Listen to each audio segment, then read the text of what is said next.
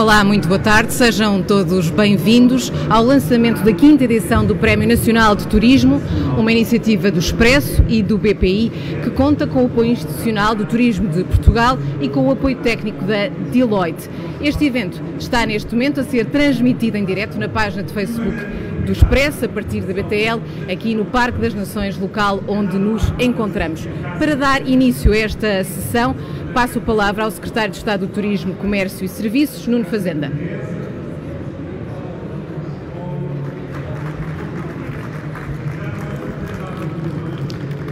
Ora, muito boa tarde a todos. Começo por cumprimentar o Dr. Pedro Barreto, do BPI, Dr. Francisco Balsemão, e agradecer o amável convite e saudá-los por esta iniciativa. Eu, das minhas primeiras intervenções que fiz no início do meu mandato, foi precisamente convosco, quando foi a entrega dos prémios do Prémio Nacional de Turismo. E o Prémio Nacional de Turismo é uma marca, é já hoje uma marca que marca a excelência também do turismo em Portugal.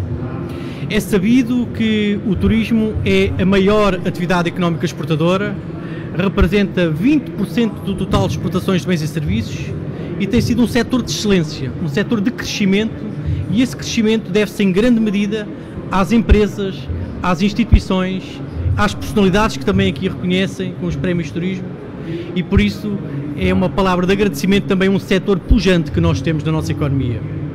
Esta feira, hoje aqui na BTL, revela bem os sinais positivos e a força e a pujança com que está o setor do turismo.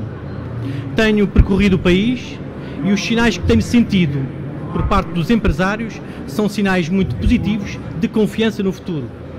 As palavras são reservas acima do ano passado, temos expectativas positivas e isso é muito bom para a nossa economia e para o nosso país.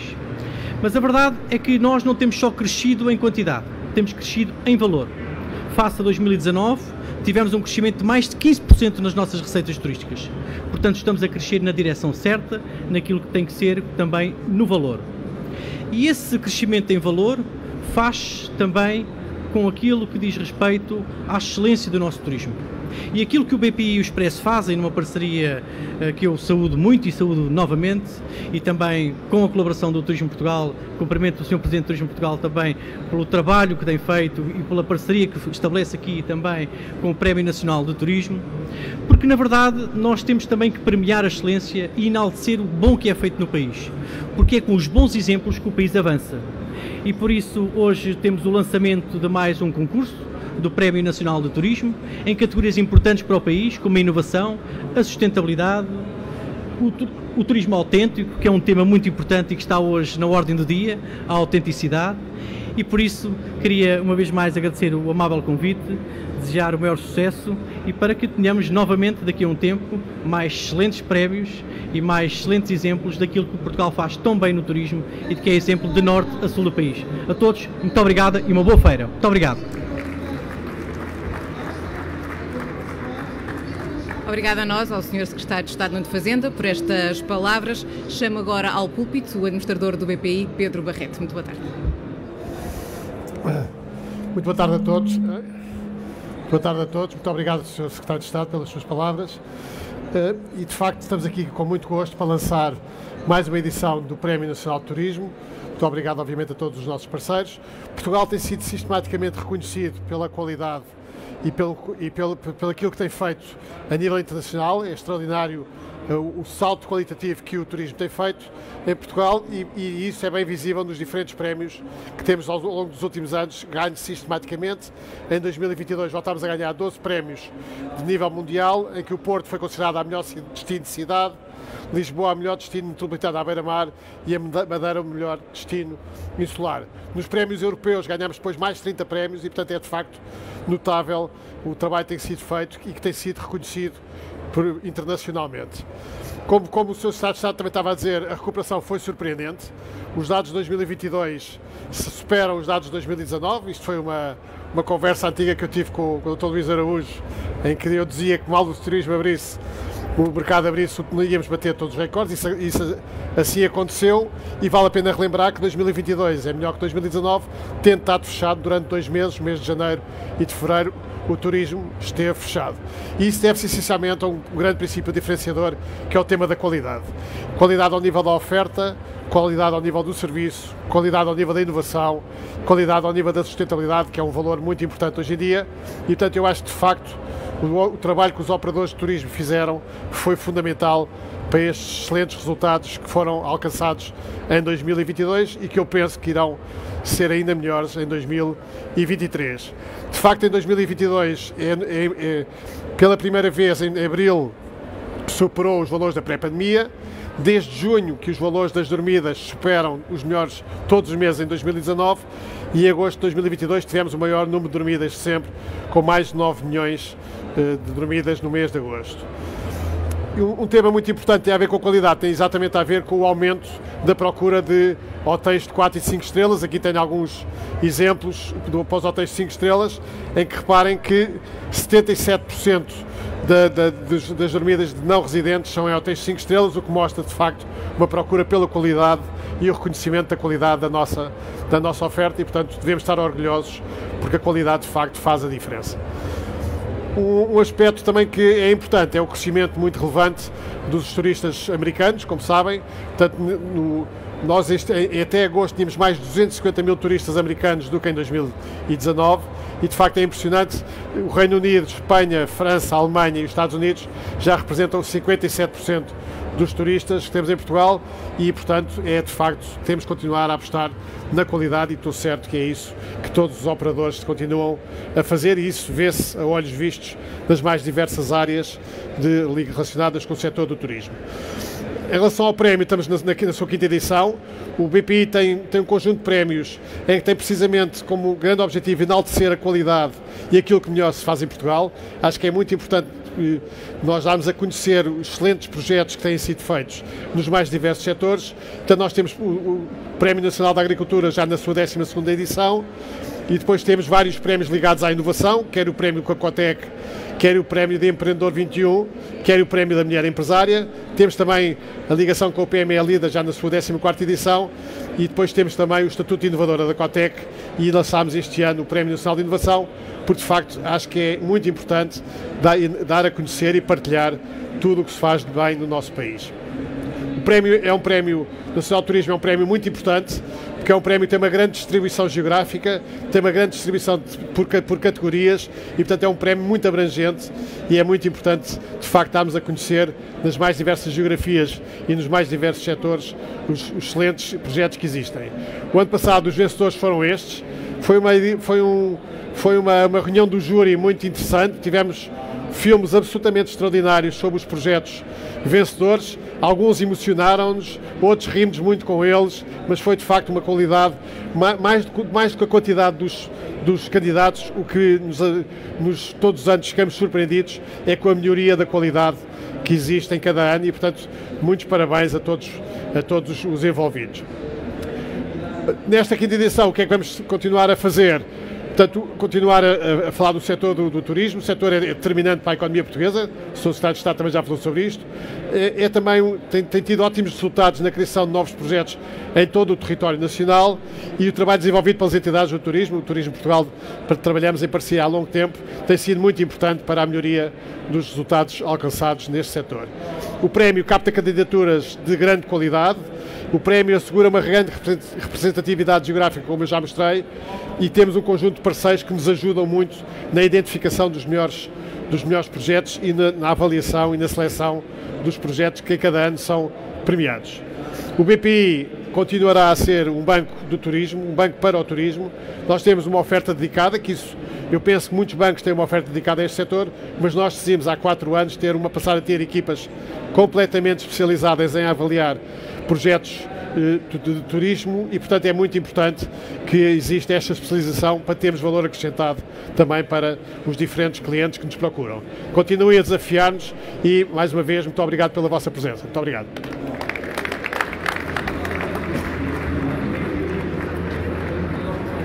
Obrigada a nós, ao Dr. Pedro Barreto, por estas palavras. Chamo agora ao palco Francisco Pedro Balsemão, CEO do Grupo Impressa.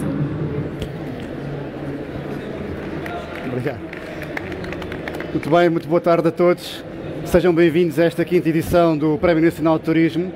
Queria começar por saudar aqui a presença do Sr. Secretário de Estado de Turismo, de Comércio e Serviços, Nuno Fazenda. Muito obrigado também pelo apoio que tem dado a esta nossa iniciativa e pelas suas palavras. Queria também agradecer aqui ao Pedro Barreto e ao BPI, porque de facto há aqui algum banco neste país que tem dado este apoio gigante, como o Pedro acabou de mostrar agora, ao turismo, tem sido o BPI, e também a presença do Luís Araújo, grande, não sei se és o pai, se és o obreiro, não sei, mas um grande fazedor na área do turismo em Portugal. Muito obrigado também por estar aqui hoje. Também agradecer à Deloitte, o nosso Knowledge Partner, por ter sido muito importante na forma como tem estado a gerir toda a parte técnica neste projeto. Vou ser muito breve. A verdade é que já quase tudo foi dito. Nós sabemos que cada vez mais, se algum setor, e os números não mentem, que em Portugal contribui para o nosso país e para o seu sucesso, é o turismo. E isso está explicado em termos quantitativos. Só queria chamar também a atenção, e esse é aqui o mote da minha pequena intervenção, que não é só em termos quantitativos, mas também em termos qualitativos, que devemos também olhar para o turismo como um setor de referência, que nos deve inspirar a todos. Acho que há aqui uma polémica que muitas vezes se diz que Portugal depende demasiado do turismo. Eu julgo que não é bem assim. Acho que todos nós devemos olhar para o turismo como algo inspiracional. E eu vou dar aqui 4 fatores, muito rapidamente, para provar isso mesmo. O primeiro é a resiliência. Faz hoje exatamente 3 anos, foi no dia 2 de março de 2020, que foi diagnosticado o primeiro caso de Covid-19 em Portugal. Já muitos não se lembrarão disso, mas é verdade que faz hoje 3 anos exatamente. E a verdade é que na altura isto foi muito complicado, como sabemos, para o mundo em geral, para a sociedade, para a economia, mas para este setor foi uma desgraça autêntica. E a verdade é que, como foi aqui já referido, a recuperação foi fantástica e, de facto, pela sua resiliência, este setor merece ser também encarado como uma inspiração e que de facto nos deve também orgulhar a todos nós. Em segundo lugar, temos também aqui a questão da diversificação, ou seja, o turismo muitas vezes foi associado à questão das praias e do golfe, e tudo bem, ainda bem que há praias boas em Portugal e que há lindos campos de golfe, mas a verdade é que hoje em dia o turismo é muito mais do que isso. O turismo hoje em dia é o enoturismo, é a história, é a gastronomia, é a natureza, é a cultura, e de facto todos esses fatores interligados fazem com que seja muito importante nós não nos basearmos naquilo que era o turismo típico de Portugal, mas sim haver também estes fatores e promovemos estes fatores de forma interligada.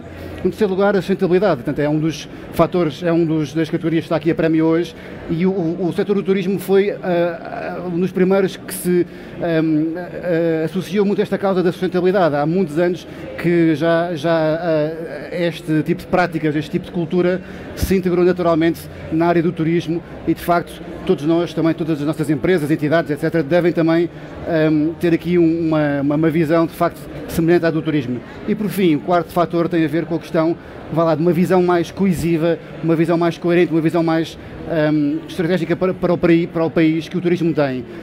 O turismo, como dizia o Ministro da Economia recentemente, temos que criar valor, mas também temos que criar valor no interior, e isso é, de facto, tem sido um dos desígnios também cada vez mais por parte do Sr. Ministro da Economia, por parte do Sr. Secretário de Estado, olhar cada vez mais para o interior, e de facto essa inclusividade, essa inclusão deve fazer parte também daquilo que são os nossos desígnios enquanto empresas, enquanto indivíduos também. E de facto nós, no Expresso e na empresa, temos também feito tudo o que podemos também para irmos beber esta forma de sucesso do turismo e também para contribuirmos da nossa maneira para a causa do turismo e também para o país.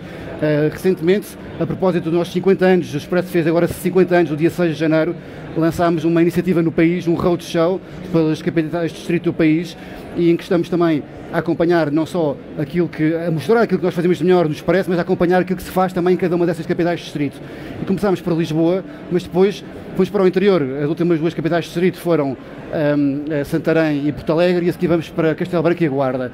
E vamos acompanhando a cada semana aquilo que se faz de melhor em cada uma dessas localidades, as pessoas, as causas, as principais situações de sucesso, mas também vamos chamando a atenção para as assimetrias e algum tipo de desigualdade que existe no país, e procurando também encontrar aqui, obviamente, também soluções e não só chamar a atenção para os problemas. O Expresso e a SIC e a empresa, mas agora falando do Expresso em particular, bebendo desta forma de sucesso da área do turismo, temos mostrado ser uma empresa resiliente, uma marca resiliente numa indústria difícil. Em 2021 conseguimos ter uma faturação no Expresso que foi a melhor desde 2015 e isso mostra a sua resiliência, tal como o turismo tem mostrado também que é capaz de ir recuperando, nós somos capazes também desta sustentabilidade. Temos que, também, para isso, diversificado fontes de receitas, e a mais recente é no caso dos podcasts, em que temos, num ano, conseguimos montar um modelo de negócio muito interessante sobre os podcasts. Temos também, enfim, apostado na sustentabilidade. Em 2018 substituímos o nosso saco de plástico por um saco de papel e lançámos recentemente também uma nova newsletter e um projeto chamado Ser, que é baseado na sustentabilidade. Isto são alguns exemplos para mostrar que este não é um paralelismo, mas de facto que nós também achamos que é importante de facto irmos beber às boas práticas que existem na área do turismo e com isso, enfim, não só enquanto meio de comunicação social promovermos aquilo que se faz melhor neste país, mas também incorporarmos estas boas práticas. Portanto, por fim, o que eu dizia, que acho que isto de facto deve ser um desiderato, um desígnio de todos nós e que de facto que se todos tivermos dentro das nossas disponibilidades enquanto pessoas coletivas e individuais a capacidade de promovermos e contribuirmos para o turismo em Portugal, certamente estaremos também a contribuir para o seu desenvolvimento e para, como diz o podcast do Dr. Balsemão, que é o nosso chairman, como sabem, deixarmos este mundo muito melhor. Muito obrigado a todos e uma boa conferência. Obrigado.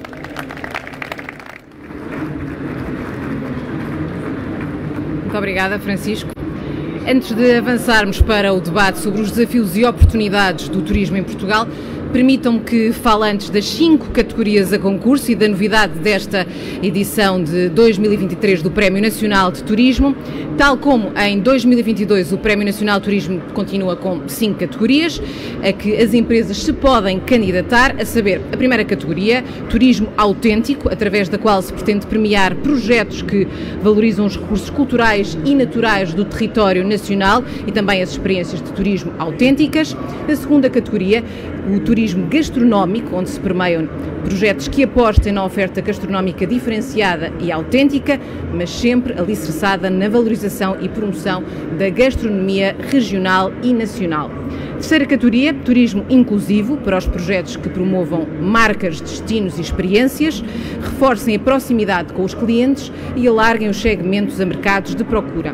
A quarta categoria, turismo inovador, para projetos que promovam marcas, destinos, que trabalhem em rede com outros operadores de forma a potenciar o conhecimento na área do turismo, a capacitação das equipas e uma maior eficiência dos negócios. E, por fim, a quinta categoria, a categoria de turismo sustentável, que tem como objetivo premiar os projetos que incentivam e implementam quer objetivos de desenvolvimento sustentável, quer de responsabilidade social.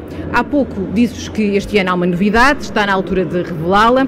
Para esta quinta edição foi criado o Prémio Personalidade, que substitui o até aqui designado Prémio Carreira. Este novo prémio, por nomeação, pretende reconhecer a personalidade que se tenha destacado em virtude do trabalho desenvolvido no setor do turismo.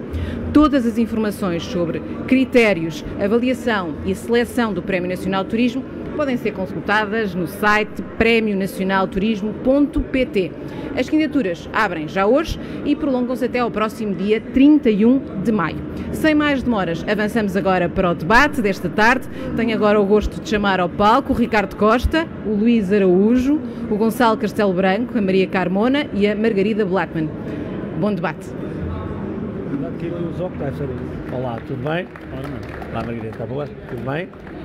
Temos de sentar, pode ficar aqui a Margarida, aqui pode ficar o Luís, também, o Luís aqui, aí, e o Gonçalo ali.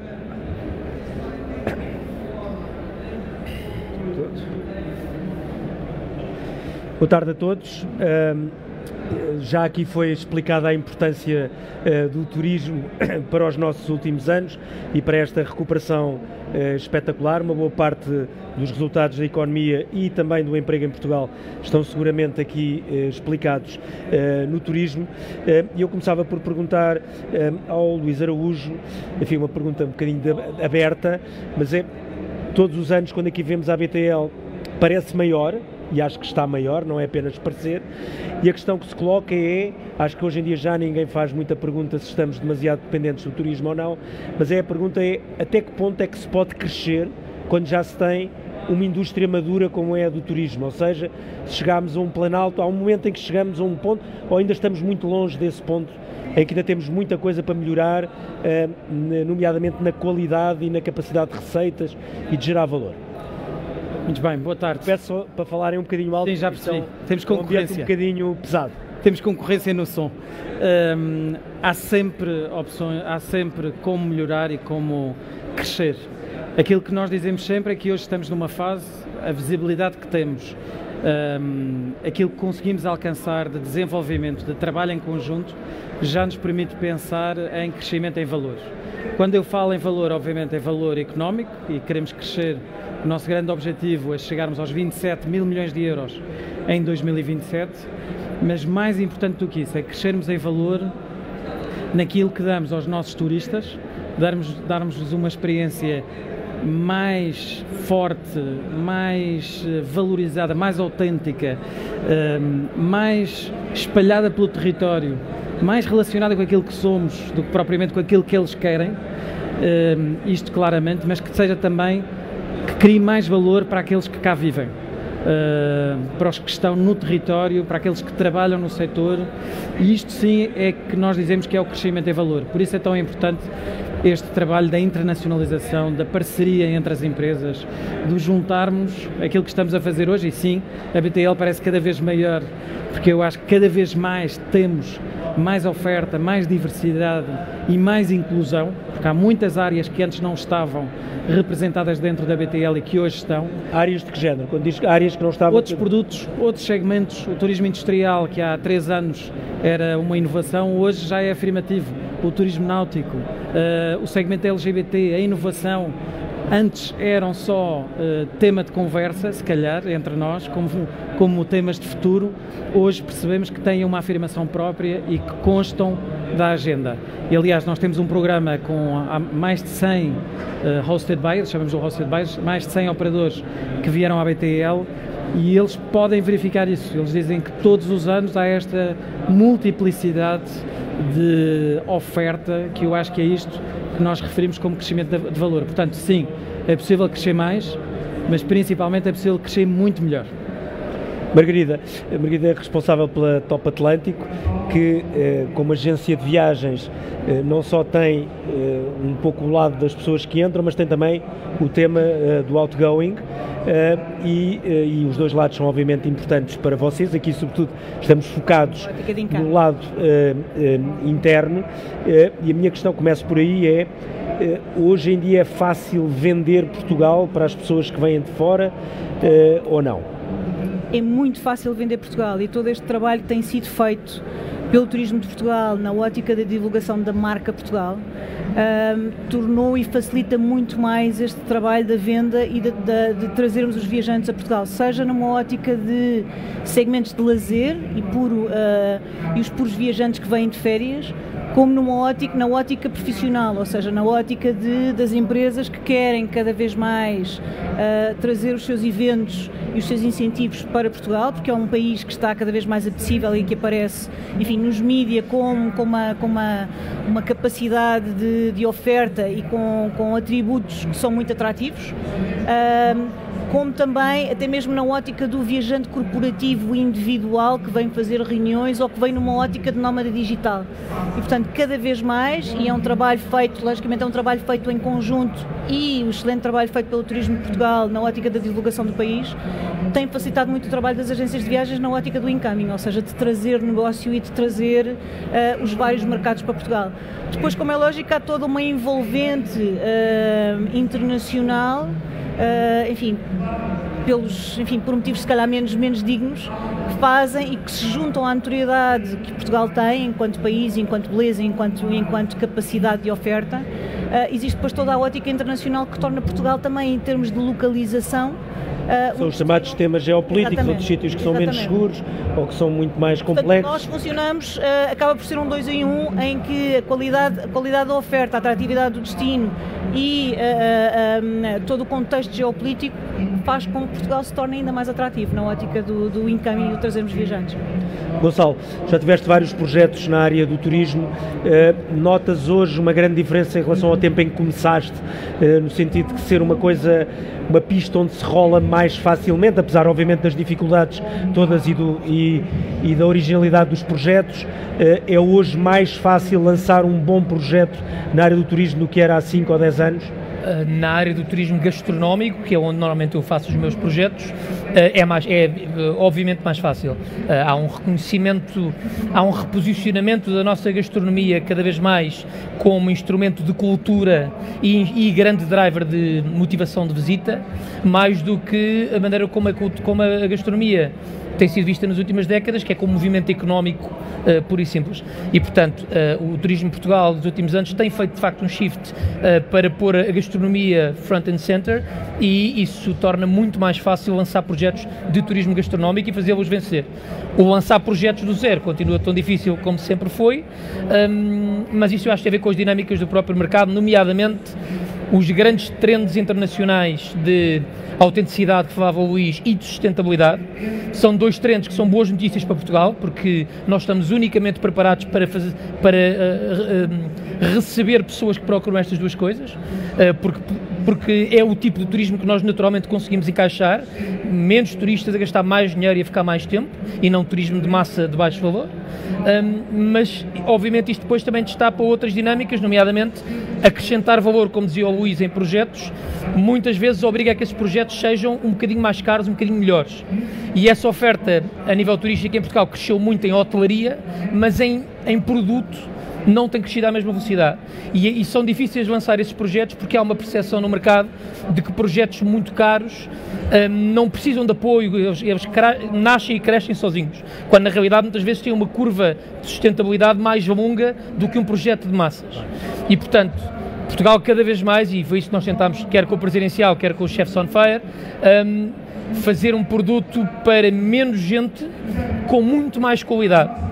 E os desafios, e portanto mais sustentável, e os desafios que temos são muito diferentes do resto do mercado, mas não são por isso mais fáceis, são em muitos casos até mais complicados. E nessa questão do preço, tu hoje, Jorge, tu trabalhas sobretudo para estrangeiros. Os portugueses também já encaixam nisso? Eu lembro quando tu lançaste o tema do comboio no Douro, muita gente, os preços eram muito estranhos para o mercado português. É a pergunta que mais me fazem, e vais ficar surpreendido com a resposta, Ricardo. 50% dos clientes do comboio são portugueses, desde o primeiro dia até que acabou, com preços a começar a 350 euros e a acabar a 750. Mesmo se vindo dos preços, 50% eram portugueses. Os Chefs on Fire, 55% são portugueses. Portanto, há público para produtos de qualidade, se eles valerem o dinheiro que está a ser pedido. E há mais uma coisa, que é, nós temos falado muito de sustentabilidade. Portugal, no que diz respeito a produtos de entretenimento apontados ou não para turismo, mas que movimentam turismo, pende naturalmente para a escala. Portugal, quando pensa, ok, eu vou fazer um festival. Para fazer um festival ele deve ter 100 mil pessoas. Não é fisicamente possível fazer festivais de 100 mil pessoas sustentáveis. Não é possível. Portanto, há um trend internacional de fazer coisas mais pequenas, mais sustentáveis, com mais qualidade. Na área dos festivais chama-se Boutique Festivals, e é nesse sítio que nós posicionamos Chefs on Fire em 2018, e aí continuamos a ser um dos festivais gastronómicos mais sustentáveis da Europa e provavelmente o segundo festival mais sustentável de Portugal, a seguir ao Boom, que é um case study de sustentabilidade ainda maior. Maria, perguntava-lhe, o próprio conceito de turismo inclusivo é uma coisa que, se nos falassem há uns anos, acharíamos um bocadinho, sem perceber bem o que era. Explique-me antes de mais o que é o seu projeto e depois porque é que foi premiado. Ok, boa tarde a todos. O É um Restaurante é um projeto que nasceu ainda conceptualmente em 2017 e foi implementado em 2016. No fundo, é um negócio social dinamizado pela Crescer. A Crescer é uma organização que tem intervenção comunitária na cidade de Lisboa desde 2001, que trabalha com públicos em situação de vulnerabilidade e sendo a empregabilidade um dos pilares da inclusão, percebemos que queríamos tentar fazer alguma coisa que fosse adaptada aos públicos que nós acompanhamos. Portanto, o É um Restaurante é um projeto, é um restaurante de escola Temos uma parceria com o Turismo de Portugal através da Escola de Hotelaria, onde as pessoas que estavam, ainda não referi, pessoas que estavam em situação de sem-abrigo, que estiveram em situação de sem-abrigo, candidatam-se ao projeto ou são selecionadas ou referenciadas através de outras organizações nossas parceiras. Recebem cerca de 4 a 5 semanas de formação em sala, formação connosco na área das competências sociais e depois formação técnica da área da restauração com a Escola de Hotelaria e Turismo, e depois passam uma fase de 4 a 6 meses de experiência on the job nos nossos restaurantes. O que é que isto significa? Os nossos restaurantes, nós temos 4 neste momento, são restaurantes que estão normais. Tem 4 restaurantes? Temos. São todos em Lisboa, são em vários sítios do país? São todos em Lisboa. É um restaurante na Rua de São José, paralela à Avenida da Liberdade. Temos um restaurante que não é um restaurante aberto ao público, que funciona no edifício da AGAs, da empresa. Temos um restaurante no bairro Padre Cruz, em Carnide, que se chama É uma Mesa, é um restaurante italiano, e mais recentemente é uma esplanada no Largo Trindade Coelho, na zona do Chiado. Todos eles têm a mesma metodologia, portanto, de formar pessoas que estiveram em situação de sem-abrigo, com o objetivo de incluí-las, promover a sua inclusão no mercado de trabalho. As pessoas passam pela escola de hotelaria, depois de formação 4 a 6 meses, já em contexto real de trabalho nos nossos restaurantes, estão a ser formadas ao mesmo tempo que estão a trabalhar, e depois então tentamos que haja a inclusão no mercado laboral. Todo este processo é acompanhado por um gestor de caso, um psicólogo da nossa equipa, e mesmo depois da inclusão no mercado laboral, se a pessoa assim quiser, pode manter o apoio dos nossos técnicos. Diga uma coisa, quando tiveram essa ideia, que é magnífica, antes de mais parabéns, e parabéns pelo prémio, inspiraram-se em algum caso estrangeiro? Foi uma coisa completamente autêntica vossa, não tem mal nenhum? Também me inspira em muitas coisas que vejo fora. Sim, foi autêntica, foi uma inspiração do nosso diretor executivo, Américo Nave, que na altura foi contactado por uma pessoa que estava na Câmara Municipal de Lisboa, e a Câmara tinha um restaurante, tinha um espaço, era dona daquele espaço, do restaurante, e o senhor, o inquilino daquele restaurante ia sair, portanto ia ficar um restaurante disponível em Lisboa. E dirigiram-se a nós, ao nosso diretor executivo, para perguntar se nós estaríamos disponíveis a gerir aquele restaurante com o objetivo de funcionar como uma espécie de restaurante social que daria refeições às pessoas que estavam a viver na rua, que estavam em situação de sem-abrigo. O nosso diretor executivo não aceitou a proposta, disse que não era o nosso modo de intervenção.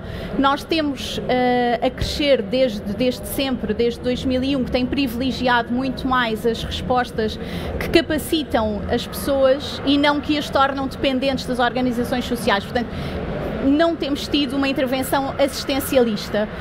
E a conversa ficou por aí, mas algum tempo depois foi retomada e perguntaram-nos: ok, então se vocês não estão disponíveis para fazer isto, o que é que fariam com o restaurante?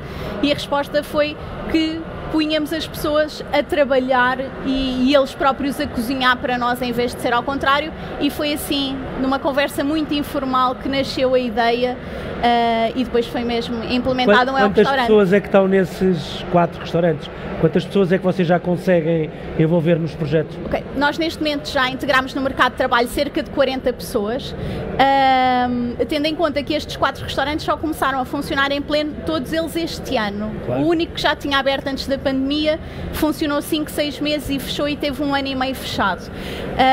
E estão regularmente a entrar novas turmas. Esta semana, para a semana, vai começar uma nova turma nos restaurantes de mais 40 pessoas, e a ideia é que a cada 6 a 8 meses entra uma nova turma que faz todo o processo de formação e depois é incluída, encaminhada para o mercado de trabalho. Até agora foram 40 pessoas, de 40 pessoas estão a trabalhar.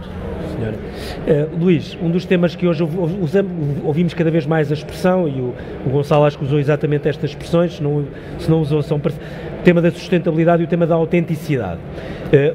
Objetivamente hoje, até muito agora, neste debate, por exemplo, da habitação, um tema político e social muito presente e muito forte, há muita discussão de se estamos ou não estamos a transformar, nomeadamente as nossas cidades, mas não só, em coisas que deixam de ser autenticidade, deixam de ter traços de autenticidade e, portanto, podem depois acabar por pôr em perigo o próprio tema do turismo.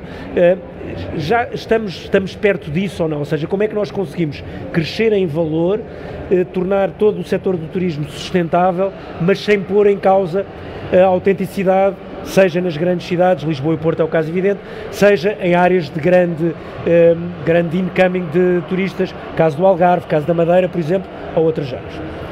Bom, eu para já, enfim... Já pela voz que isto está difícil. Tem que puxar, isto não está fácil. Estamos a ter uma concorrência dura. Queria só fazer aqui um comentário que é, este negócio é um negócio, é o exemplo de arriscar e puxar para cima.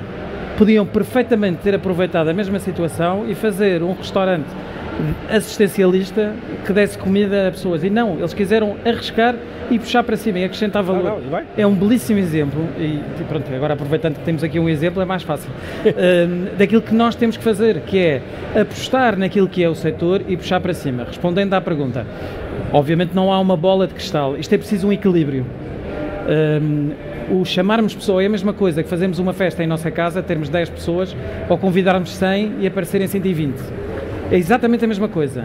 Isto é uma questão de gestão de destino, é uma questão de comunicação e é uma questão de transparência com aqueles que vêm e com aqueles que nos visitam. Obviamente, o que é que nós fazemos para gerir estas expectativas? Era aquilo, aliás, o próprio Francisco disse, levar pessoas para outros lugares do país, mostrar os produtos diferentes, fazer ver também do lado da oferta que é importante subir o nível. Nós, quando captamos turistas, não podemos captar os mesmos, se calhar temos que ser ainda mais seletivos. Nós estamos num ponto de visibilidade e de imagem que nos podemos permitir ser seletivos, de criar um produto, obviamente com base em conhecimento e em dados e em informação, e tentar captar ainda mais valor, e valor para a minha empresa. E isto eu acho que os empresários têm feito bem, mas precisamos de fazer ainda muito mais. Quando tu falas em dados, não é a palavra que uma pessoa se lembra quando fala em turismo. Tu estás a falar de que tipo de dados, que vocês obviamente devem conseguir recolher no turismo, mas como é que tu consegues levar esses dados aos agentes de turismo, seja a uma agência de viagens, seja ao Gonçalo, seja a uma pessoa que tem um hotel pequenino, algures no país? Sim, nós temos, enfim, e até é um bom tema porque estamos em fase de mudança. Já vou explicar como. Nós hoje temos das maiores plataformas de informação disponíveis no mundo relacionadas com o setor do turismo. Não só o Turismo Portugal, o Travel.bi é das plataformas que tem informação sobre mercados. Aliás, o próprio BPI usa o Travel.bi para ter informação sobre aquilo que são os mercados, como é que tem crescido, que tipo de diária média, qual é que é a evolução que tem havido, e é importante para o nosso negócio. Mas o próprio Nest, o Centro de Inovação, tem informação da qual, aliás, o BPI é um dos sócios fundadores, com muita honra e muito orgulho, tem informação e tem dados específicos sobre aquilo que é preciso para crescer um negócio. O que nós estamos a fazer agora, aliás, foi uma candidatura ao PRR que vai ser, faz parte da agenda do setor do turismo, é termos esta informação de uma maneira antecipada. Portanto, nós vamos saber que se investirmos X euros num determinado mercado e numa determinada altura do ano, vamos conseguir ter uma receita de Y. Isto é o desenvolvimento daquilo que nós temos, mas a ótima pergunta, a questão fulcral é, como este setor é feito de pequenas e médias empresas, nós temos que chegar a todos.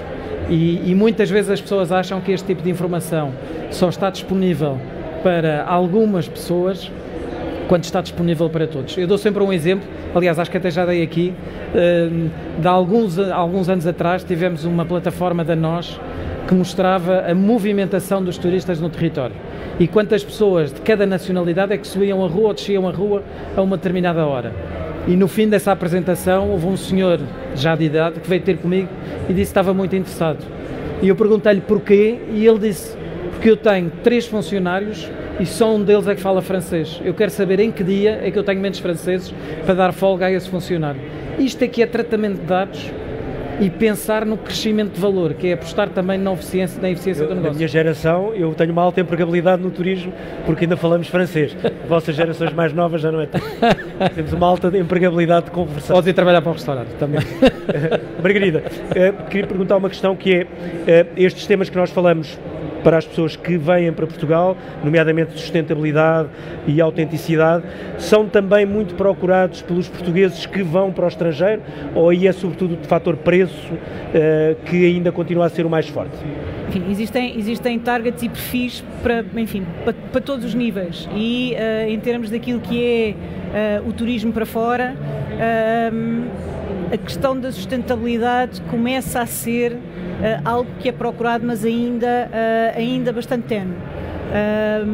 Sentimos mais, e agora vou reverter a pergunta, sentimos mais o inverso, ou seja, naquilo que são os nossos clientes internacionais à procura de opções, programas, enfim, planeamento de viagens que incluam o fator sustentável, e nomeadamente nós trabalhamos muito com tour operadores, Canadá, Estados Unidos, e cada vez mais esses nossos parceiros de negócio procuram a vertente da sustentabilidade cá.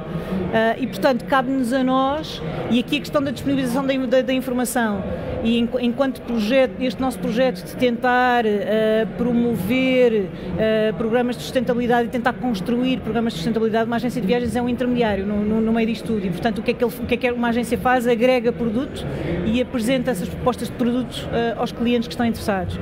E, portanto, existe aqui um esforço da nossa parte e uma proposta de conseguir construir projetos aliciantes que incluam as vertentes de sustentabilidade, não só na vertente ambiental, que se calhar é aquela que é mais fácil ou mais óbvia, nomeadamente num país como Portugal, que tem, enfim, destinos em termos de natureza riquíssimos, mas também de proporcionar programas que incluam a interação com as comunidades locais,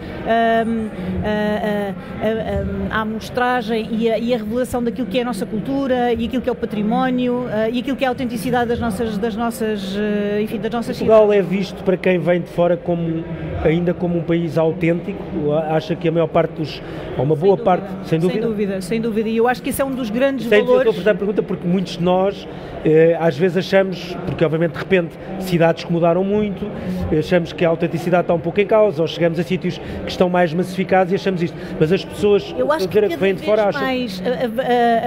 A opinião que eu tenho enquanto agente de viagens é que no passado, se calhar Portugal era muito procurado por uma questão de clima e por uma questão e cada vez mais a autenticidade do país, toda a cultura do país é cada vez mais revelada por um trabalho feito de divulgação de todas as vertentes que o país tem para oferecer, e cada vez mais o viajante internacional nos procura, não só pelo clima, claro que é um asset muito grande, mas cada vez mais pelo aquilo que são os fatores culturais, a autenticidade do país, a diversidade cultural que nós temos pelas várias regiões e, logicamente, pelo fator o fator natureza também é muito, muito importante.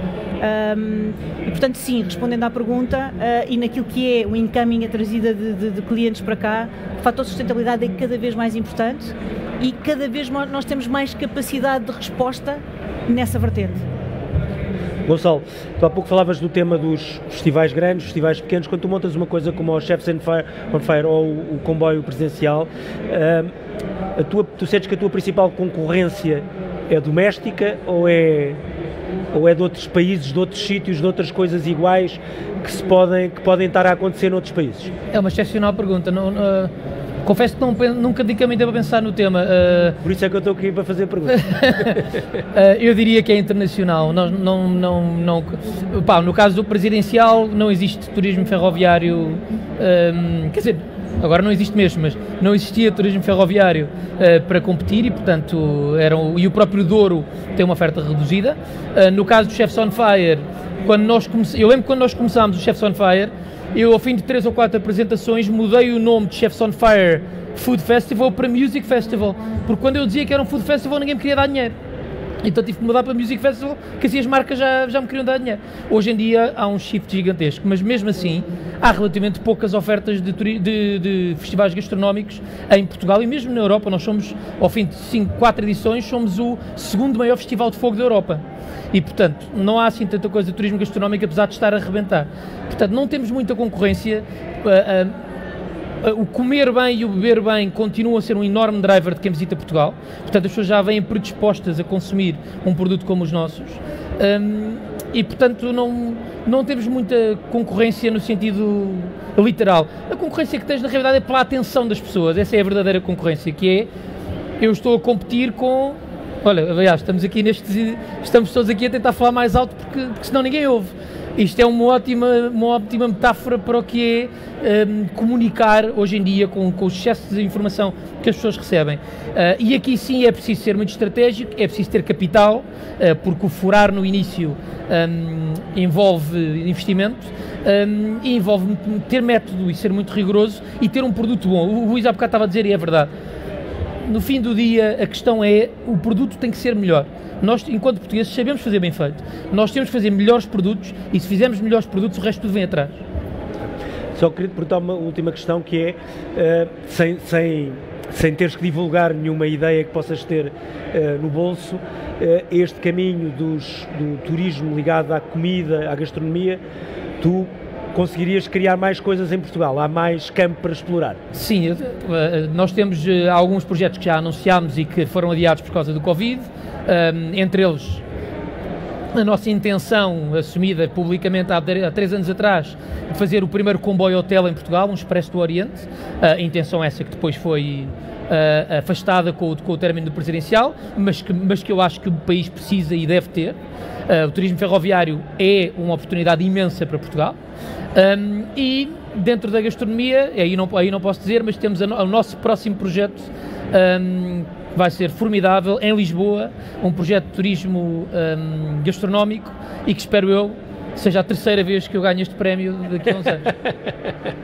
Sim, senhor. Maria, e uma coisa, o vosso projeto pretende escalar, como agora se diz, ou estão bem por aqui? Ou acham que têm capacidade de ir alargando ou alargar a outras geografias?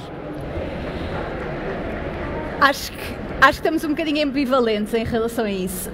A nossa ambição agora para um futuro próximo é estabilizar e consolidar aquilo que temos. Mas acho que temos sempre um bichinho de... porque no fundo, à medida que nós vamos escalando, replicando, vamos podendo apoiar mais pessoas que estão em situação de vulnerabilidade, que é o nosso objetivo último. Portanto, quanto mais nós tivermos, quanto mais nós conseguirmos expandir os nossos projetos, mais pessoas nós vamos conseguir apoiar. Mas acho que agora o nosso grande objetivo é estabilizar o que temos, consolidar. Temos estamos a tentar, temos uma parceria com uma organização finlandesa que demonstrou, e também com uma organização polaca, ambos demonstraram interesse em replicar o nosso projeto. Portanto, agora está em cima da mesa o desenho de um projeto que nos permita, de alguma forma, ajudar estas duas organizações a replicar a metodologia do É um Restaurante. Portanto, mas nós, neste momento em Lisboa, antes de expandirmos, queremos consolidar o que temos e queremos... A Crescer é muito reconhecida pelo trabalho técnico que faz junto às pessoas em situação de vulnerabilidade.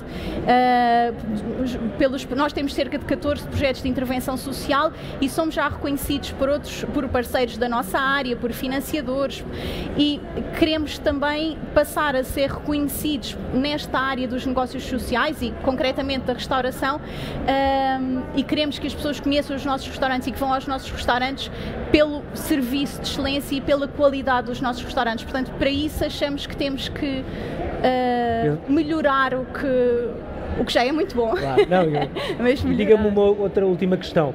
Já foram procurados por pessoas de outros países ou de outros sítios em Portugal para conhecer o vosso caso e pensar se fazia sentido ou não replicar ou não?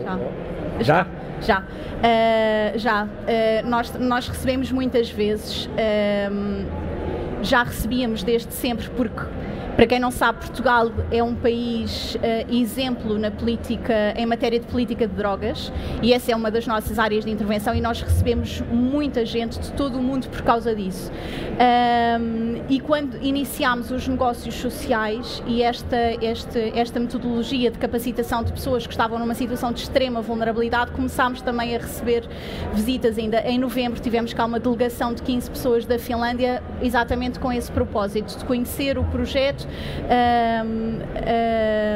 e de perceber como é que está a ser feito este trabalho.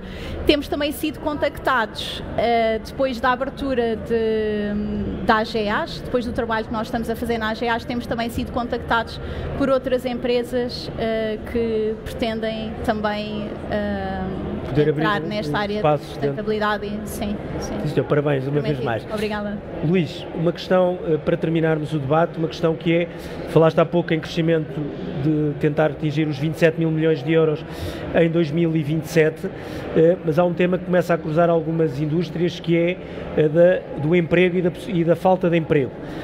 E eu tenho lido algumas coisas já sobre falta de mão de obra.